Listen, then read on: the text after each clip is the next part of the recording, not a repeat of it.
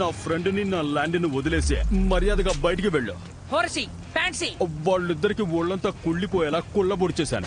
ఇప్పుడు నీ వంతు. నీకు దమ్ముంటే నాతో తలబడు.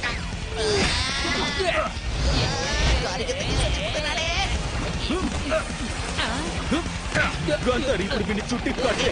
నన్ను కొడతాడా? వీడి భరతం పడతాను చూడు. దెమ్మ తిరిగి బొమ్మ కనపడింది. తాంతో సరిగ్గా కట్టిపడేకుండా దెమ్మ బొమ్మని ఎగతాలా? కుమ్మేద్దాం.